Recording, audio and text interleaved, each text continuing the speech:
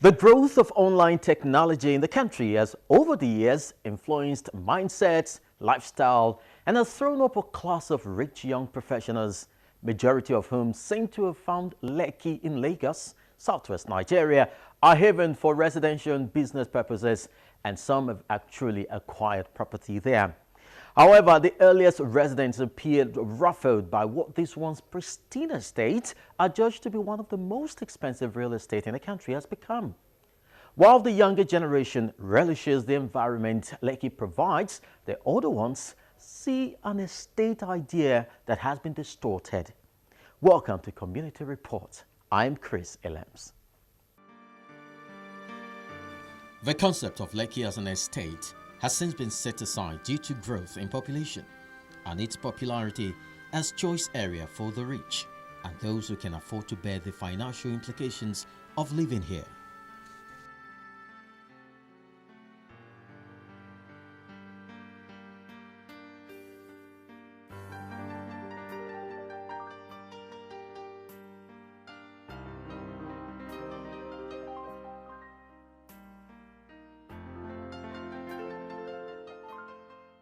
Lekki is grouped into phases, and the Scheme 1 covers an area of 1,046 hectares of reclaimed land and has a total of 3,482 plots spread across 1,127 low-density plots, 2,005 medium-density plots, 235 mixed development plots, 33 commercial plots, and 82 service plots.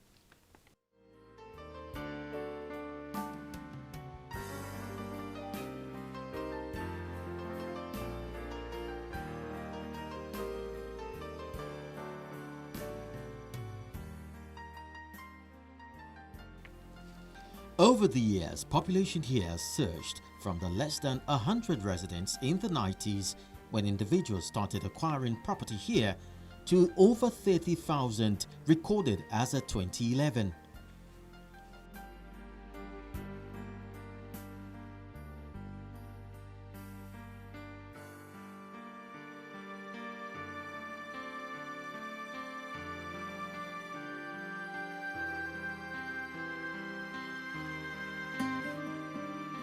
Residents here cut across the rich, the middle class and even the low-income earners.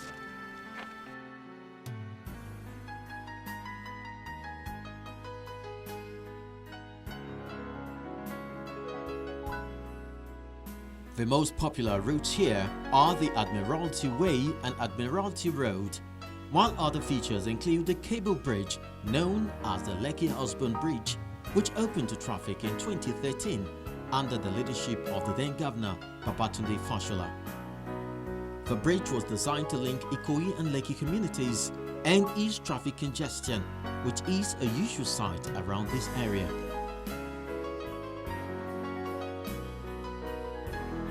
One of the earliest worship centers around here is the Church of Divine Mercy,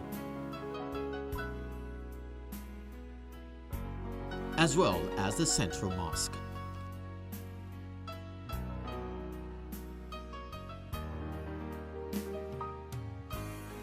Lekki is today what it is, a hub for business and social activities, but only a handful can tell what it was like some years ago.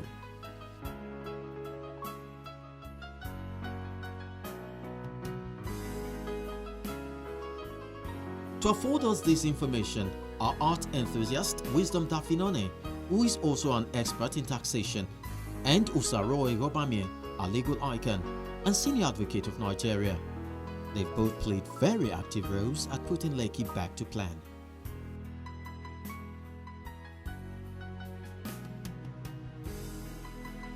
What was it like here in the 90s? Really idyllic, you know, it was like a dream, truly.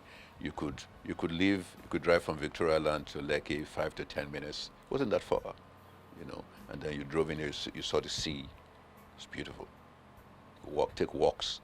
There was nobody on this road where I live, where the only house, apart from Chief Chiji Shueton was the first chairman with whom I worked, of blessed memory, was the former Solicitor General of the Federation, very passionate. So we worked beautifully together, among other members of the executive at that time.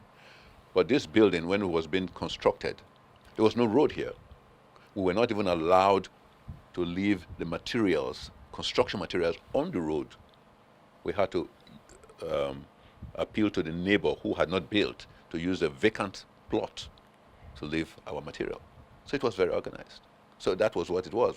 We thought there was going to be a nice estate with all the values, added values of beautiful estate anywhere in the world. So that was it. And of course, the A series, which was occupied by mostly military men, I guess the idea was, well, Admiralty really grew from the notion of military men, admirals by the sea, obviously. And that area was fully developed. The roads were tarred, beautifully tarred.